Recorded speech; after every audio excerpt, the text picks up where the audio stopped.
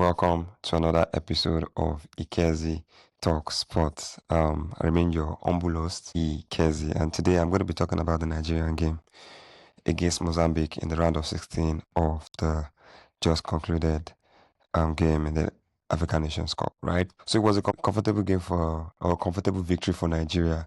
As we all know, Nigeria won 4-0. Goals from Osimhen, Akor Adams, Ademola Lookman in what seemed like a relatively easy victory, right? So, but then it's quite unfortunate that, the talking point from the game is not the victory in itself, right? It was the scuffle or the argument or the conversation that happened between Victor Osimhen and Ademola Lookman. And here's what I'm going to say about that. I think that, because I watched the game, I saw how the game was going. I saw, the nuances that were happening, right? Because, no disrespect to Mozambique, they are not such a strong national team side. So the victory kind of felt comfortable or too comfortable at times for Nigeria. And because of that, lapses were starting to happen. Like, players were doing things that they usually wouldn't do. Or, and I'm talking about Ademola Lookman. Here's the thing, right? In the heat of the moment, I get it. Osimhen had every right to be angry. He had every right to be frustrated at the lack of passes or what he would describe as, lack of teamwork, right? It didn't seem like they were playing at it as a team at times. And that happens with footballers. Because I play football as well, I play soccer. Sometimes when you get on the pitch and then you see that the opponent is kind of like an easy opponent, then it gives you the avenue to want to do more. You try to be more selfish because you know that the stakes are not high, or you know that what's the worst that's going to happen. We're already up 2 goals or 3 goals. So I think that was the case that happened. And I did watch that incident closely. Now, here's the thing.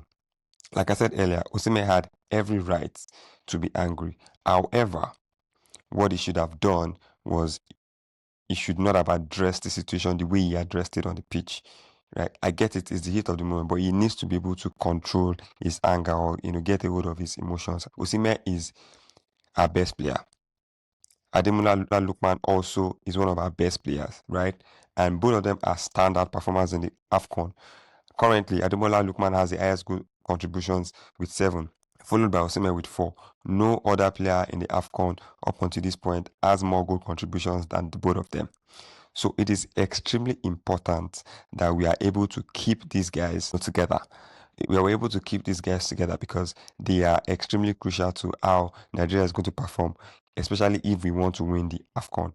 And like I said earlier, when I did the segment with Billy, the performance of Nigeria in this AFCON, we have to win it, especially because we missed out on the World Cup qualification.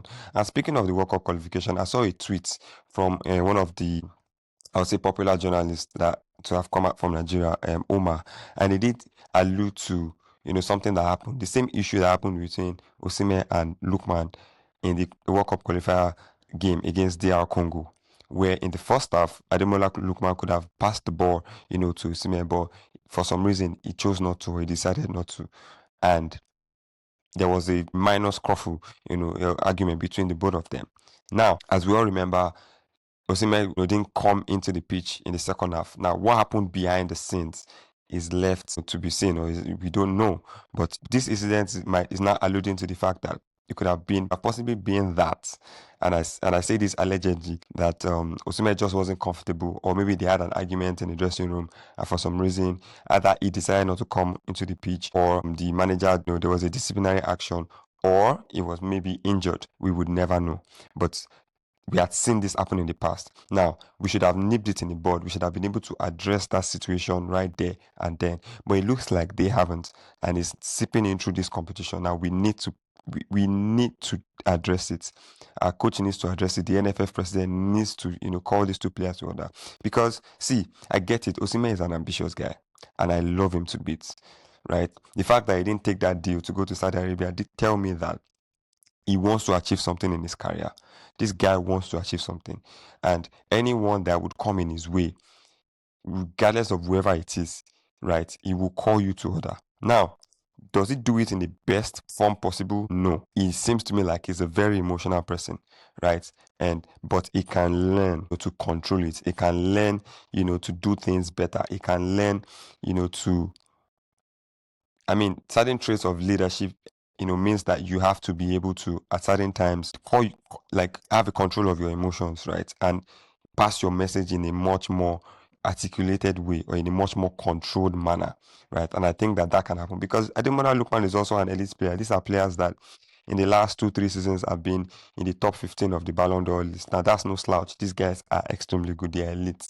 So we need to be able to, have them get over this issue and move on. I like the way Ademola Lookman in particular handled it, after the game. Yes, Osimhen looks like he's the much more hot-headed person. He was the first person to step out of the dressing room and he left. Ademola Lookman did say in interviews after that he hadn't spoken to him, but when Ademola Lookman was asked about the incident, he kept saying Osimhen is his brother. Oh, it was just a discussion on the pitch. Oh, there's nothing, right? So whatever it is, yes, Ademola Lookman looks like he's more, controlled in terms of how he handles his emotion. He's more media coached and everything.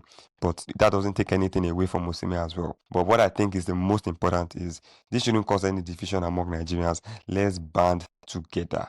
Let us band together and, have these two solve their issues. It is the most important thing right now. And I believe that if they are able to do that, honestly, with what I'm seeing, with the signs I'm seeing, Nigeria should go all the way to the final. Now, we are facing either Algeria or DR Congo. Honestly, I would love for us to play DR Congo again just to get that bit of revenge because they knocked us out of the World Cup qualification.